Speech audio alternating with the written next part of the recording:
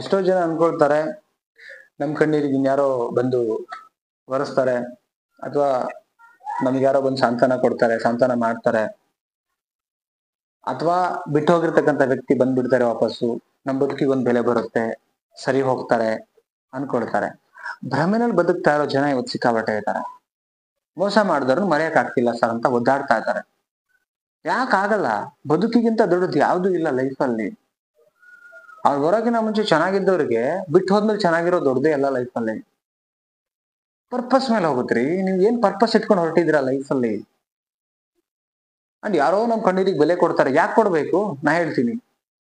ಯಾರ್ಯಾಕೆ ಕೊಡ್ಬೇಕು? ಚೆನ್ನಾಗಿರ್ಬೇಕಾದ್ರೆ ಏನು ಕೇಳಿದ್ರ? ಅವ್ರು ಕೇಳ್ಬಿಟ್ಟು ಲವ್ ಮಾಡಿದ್ರ? ಇಲ್ಲ ತಾನೆ. ಅಂಡ್ ಯಾರು ಬರಲ್ಲ. ಎಲ್ಲಾರ ಲೈಫ್ ಕೂಡ ಅವ್ರಿಗೆ ಕಷ್ಟ ಆಗ್ಬಿಟ್ಟಿದೆ ಇವತ್ತು. ಸಪೋಸ್ ಬಂದ್ ಕಣ್ಣೀರ್ ಬರ್ಸಿದ್ರೆ, ಸಮಾಧಾನ ಮಾಡಿದ್ರೆ ಎಲ್ಲಿ ತನಕ ಬಂದ್ ಸಮಾಧಾನ ಮಾಡ್ತಾರೆ? ಡೈಲಿ ಬರ್ತಾರೆ ಯಾರಾದ್ರು? ಬದುಕನ್ ಕರೆಕ್ಟ್ ಅರ್ಥ ಮಾಡ್ಕೊಳ್ಳಿ. ಪ್ರೀತಿ ಮಾಡಿರ್ತಕ್ಕಂಥ ವ್ಯಕ್ತಿ, ಮಾತು ಕೊಟ್ಟಿರ್ತಕ್ಕಂಥ ವ್ಯಕ್ತಿ ಬಿಟ್ಟು ಹೋಗಿದ್ದಾನೆ ಅಂತ ಹೇಳಿದ್ರೆ, ಅವ್ನ್ ಇಲ್ಲ ನಿಮ್ ಲೈಫಲ್ಲಿ ಅಂದ್ರೆ ಇನ್ನೂ ಅವನ ಬಗ್ಗೆ ಯೋಚನೆ ಮಾಡ್ತಿದ್ರಂದ್ರೆ ಕಷ್ಟ ಆಗತ್ತಿಲ್ಲ ಅಂತ. ನೆನಪುಗಳು ಎಲ್ಲ ನಿಮಗೆ ಬಂದಾಗ ಡೆಫಿನೆಟ್ಲಿ ನೆನಪುಗಳು ಬಂದಾಗ ನೋವಾಗತ್ತಿಲ್ಲ, ನಾನು ಎಲ್ಲೂ ಹೇಳ್ತಿಲ್ಲ. ಸರಿ ಮಾಡ್ಕೊಳ್ಳಿ. ಒಂದ್ ಗಾಯ ಆದಾಗ ನೀವು ಮುಲಾಮೆಲ್ಲ ಹಚ್ಕೊಂಡು ಸರಿ ಮಾಡ್ಕೊಳಲ್ವಾ? ಇದನ್ನು ಸರಿ ಮಾಡ್ಕೊಳಕ್ಕೆ ಪ್ರಯತ್ನ ಪಡಿ, ಬಿಸಿ ಆಗಿ, ಪರ್ಪಸ್ನ ಸ್ಟ್ರಾಂಗ್ ಮಾಡಿ. ಆದ್ರೆ ನೆನ್ಪಿರ್ಲಿ, ಅಂತ ವ್ಯಕ್ತಿಗಳು ನಂಬಿಕೆ ದ್ರೋಹ ಮಾಡಿದ್ದಾರೆ. ಕರೆಕ್ಟ್ ಅಲ್ವಾ? ಅವ್ರ ಮುಂದೆ ಹೆಂಗೆ ಬದುಕಬೇಕು ಅನ್ನೋದನ್ನ ಕಲಿಯುವಂತ ಸಮಯ ಇದು, ಅಳುವಂತ ಸಮಯ ಅಲ್ಲ. ಅವತ್ತಿಗೆ ನಿಮ್ಗೆ ಮಾತು ಕೊಟ್ರು ಏನು ಅಂತ, ನೀನೇ ರನ್ನ, ನೀನೇ ಚಿನ್ನ, ನೀನೇ ಸರ್ವಸ್ವ ಅಂತ ಮಾತು ಕೊಟ್ರು. ಯಾಕೆ?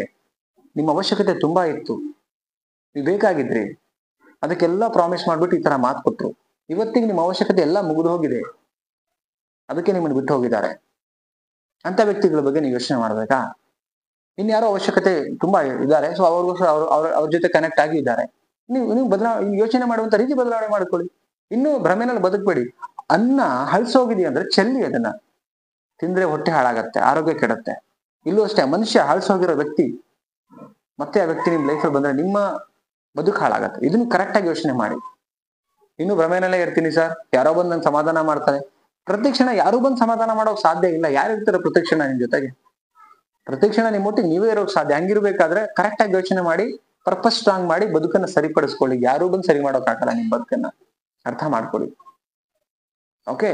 ಮತ್ತೆ ಯಾರೋ ನಮ್ಮ ಕಣ್ಣೀರಿಗೆ ಬೆಲೆ ಕೊಡಲ್ಲ, ಹಂಗ್ ಮಾಡಲ್ಲ, ಯಾರು ಕೊಡಲ್ಲ. ನಿಮ್ ಕಣ್ಣೀರಿಗೆ ನೀವೇ ಬೆಲೆ ಕೊಟ್ಕೋಬೇಕು, ನಿಮ್ ಕಣ್ಣೀರಿಗೆ ನೀವೇ ಸಮಾಧಾನ ಮಾಡ್ಕೋಬೇಕು, ನಿಮ್ ಕಣ್ಣೀರಿಗೆ ನೀವೇ ಒರೆಸ್ಕೋಬೇಕು, ನಿಮ್ಮ ಬದುಕನ್ನು ನೀವೇ ನಡೆಸಬೇಕು. This is reality. Okay? I think ಅರ್ಥ ಆಗಿದೆ ಅಂತ ಅನ್ಕೊಂಡಿದ್ದೀನಿ. ಅರ್ಥ ಆಗಿದ್ರೆ ವಿಡಿಯೋಗೆ ಲೈಕ್ ಮಾಡಿ, ಕಮೆಂಟ್ ಮಾಡಿ, ಎಲ್ರಿಗೂ ಶೇರ್ ಮಾಡಿ, ಸಬ್ಸ್ಕ್ರೈಬ್ ಮಾಡ್ಕೊಳ್ಳಿ. ಮತ್ತೊಂದು ಟಾಪಿಕ್ ಅಲ್ಲಿ ಸಿಗ್ತೀನಿ. Thank you so much.